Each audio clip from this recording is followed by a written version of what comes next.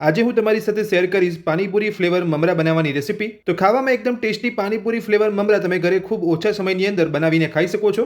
તો ચલો પાણીપુરી ફ્લેવર મમરા બનાવવાનું શરૂ કરીએ। તો પાણીપુરી ફ્લેવર મમરા બનાવવા માટે તમે આ જોઈ શકો છો અહીંયા પહેલેથી જ મમરાને ચાળી અને ચોખ્ખા કરીને લઈ લીધા છે।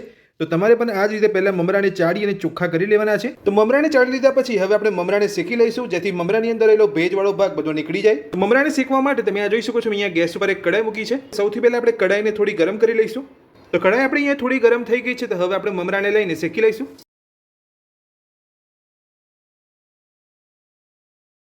તો મમરાની અંદર રહેલો બધું જ ભેજ નીકળી જાય એટલે તમારે અહીંયા મમરાને શેકી લેવાના છે। તો 2 થી 3 મિનિટ જેટલો સમય થઈ ગયો છે અને આપણા મમરા એકદમ સરસ અહીંયા શેકાઈ ગયા છે। તમે જોઈ શકો છો આ રીતના મમરા તમારા થવા જોઈએ શેક્યા પછી। તો આટલા તમારા મમરા એકદમ સરસ અહીંયા શેકાઈ જાય ત્યાં સુધી તમારે શેકવાના છે। તો આપણા મમરા એકદમ સરસ અહીંયા શેકાઈ ગયા છે। તો હવે આપણે ગેસને બંધ કરી લઈશું અને મમરાને ઠંડા થવા દઈશું। તો હવે મમરાને પાણીપુરી ફ્લેવર આપવા માટે તેનો સ્પેશિયલ મસાલો બનાવીશું। તો સ્પેશિયલ મસાલો બનાવવા માટે તમે આ જોઈ શકો છો મેં કઈ સામગ્રી લીધી છે।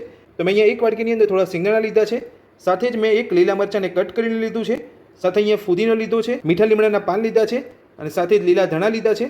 તો આ બધું જ આપણે તેલની અંદર ફ્રાય કરી લઈશું। તો ફ્રાય કરવા માટે તમે આ જોઈ શકો છો મેં એક નાની કડાઈની અંદર તેલ ગરમ કરવા મૂકી દીધું છે અને તેલ આપણું અહીંયા ગરમ થઈ ગયું છે। તો સૌથી પહેલાં આપણે તેની અંદર મીઠા લીમડાના પાનને ફ્રાય કરી લઈશું। તો મીઠા લીમડાના પાન અહીંયા ફ્રાય થઈ ગયા છે। તો હવે આપણે એક ડીશની અંદર કાઢી લઈશું। એ જ રીતે આપણે અહીંયા ફુદીનાને પણ ફ્રાય કરી લઈશું।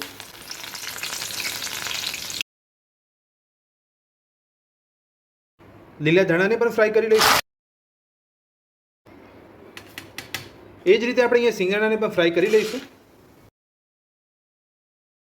તો સિંગદાણા પણ આપણે અહીંયા ફ્રાય કરી લીધા છે, સાથે જ આપણે અહીંયા લીલા મરચાંને પણ ફ્રાય કરી લઈશું। તો મરચાંને પણ આપણે અહીંયા ફ્રાય કરી લીધા છે। તો બધું જ આપણે અહીંયા તળી લીધું છે અને બધું જ અહીંયા સરસ ઠંડુ થઈ ગયું છે। તો હવે આપણે સિંગદાણા સિવાય બધું જ એક મિક્સર જારની અંદર લઈ અને પીસી લઈશું।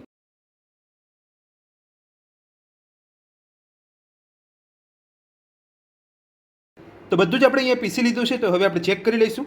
આ રીતે તમારે બધું પીસી લેવાનું છે, તમે આ જોઈ શકો છો।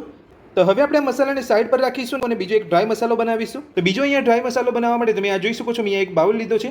તો બાઉલની અંદર સૌથી પહેલાં 1 ચમચી દળેલી ખાંડ ઉમેરીશું।